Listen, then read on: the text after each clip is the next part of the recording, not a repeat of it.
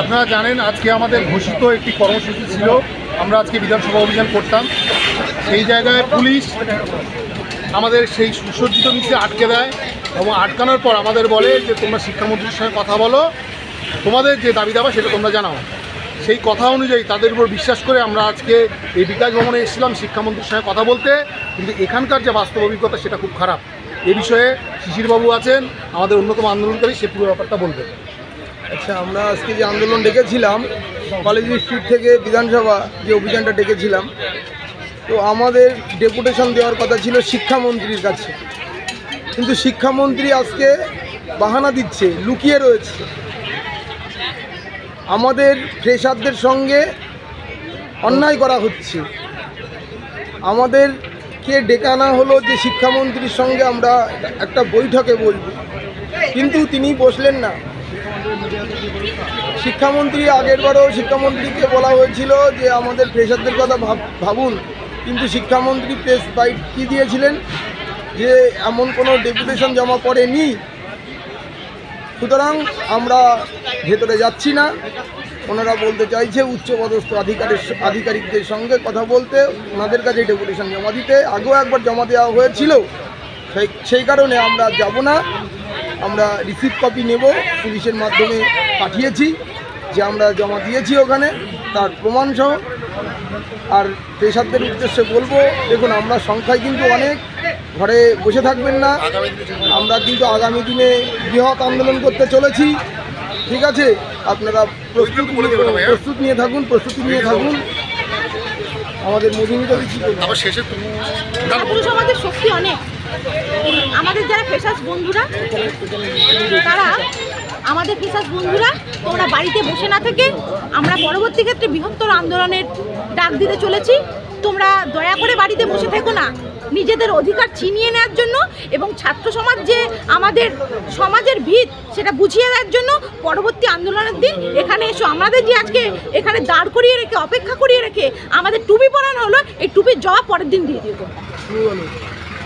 যাই হোক, আমাদের সঙ্গে যে প্রহসনটা হয়েছে সত্যি খুব বেদনাদায়ক, এবং আমরা এই প্রহসনে শিকার এবং আমরা প্রচণ্ড মর্মাহত। আমরা চাইব যে আমাদের জয় হবে, আমরা আমাদের অধিকার আমরা ছিনিয়ে নেব।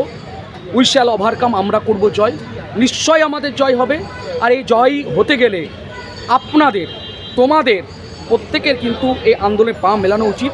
আজকে শিক্ষামন্ত্রী আমাদের প্রতিশ্রুতি দিয়ে যেভাবে প্রহসনে পরিণত করলো, আমাদের আন্দোলনকে সুকৌশলে পরিকল্পিতভাবে যে বানচাল করে দেওয়ার একটা পরিকল্পনা করলো, সত্যি এটা নিন্দনীয় এবং হতাশাজনক এবং ধিক্কার জানায় যে আমাদের এই আন্দোলন গণতান্ত্রিক পদ্ধতিতে আন্দোলন, তাকে সুকৌশলে দমিয়ে দেওয়ার জন্য প্রত্যেক ফ্রেশার বন্ধুদের কাছে আমার করজোড়ে অনুরোধ, প্রত্যেকেই আপনারা আসুন আন্দোলনে, পায়ে পা মেলান, আপনাদের অধিকার আপনারা বুঝে নেন।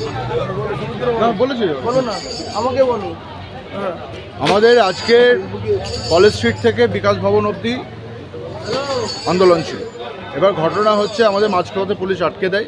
তো আমাদের জানি, ঠিক আছে, আমাদের প্রতিনিধি দল 5 জন শিক্ষামন্ত্রীর সঙ্গে দেখা করতে যাব। তো ওনারা তখন আমাদের গাড়িতে করে নিয়ে আসে। এবার ঘটনা হচ্ছে আনার পরে শিক্ষামন্ত্রী দেখা করার কথা জানিয়ে আনলেও প্রায় 1 ঘন্টা ধরে আমরা এখানে অপেক্ষা করার পরেও জানা যাচ্ছে যে শিক্ষামন্ত্রী বিকাশ ভবনে নেই। তো ওখানে ভিতর থেকে বলা হচ্ছে যে ডেপুটি সেক্রেটারি উচ্চপদস্থ কোনো আধিকারিকের সঙ্গে কথা বলার জন্য। তো বিগত দিনের আমাদের অভিজ্ঞতা অত্যন্ত খারাপ। তার কারণ হচ্ছে এর আগেও আমরা এইভাবে ডেপুটেশন দিয়েছিলাম, কিন্তু শিক্ষামন্ত্রীর কাছে আমাদের যে বার্তা, আমাদের যে দাবি, সেই দাবিগুলো পৌঁছাচ্ছে না। তো আমরা চাইছি ওনার সঙ্গে সরাসরি যোগাযোগ করতে, আমাদের দাবিগুলো ওনার সামনে উপস্থাপন করতে, কিন্তু দুর্ভাগ্য যে আমাদের সঙ্গে ওনার দেখা বা সাক্ষাৎ হচ্ছে না। এবার আমাদের এর পরবর্তী সময় কর্মসূচি নেওয়া হবে, দরকার হলে বৃহত্তর আন্দোলনে যাওয়া হবে, এবং কিভাবে দেখা করতে হয় বা উনিও একটু ভেবে দেখুক আমাদের অভিভাবক হিসাবে যে কিভাবে আমাদের সঙ্গে মধ্যস্থতায় বসা যায়, বা আমরা এই কতদিন এইভাবে আন্দোলন আমরা চালিয়ে যাব। বিকাশ ভবনটা দেখিয়ে দাও। এই যে আমরা বিকাশ ভবনে এসেছিলাম, জুম করো।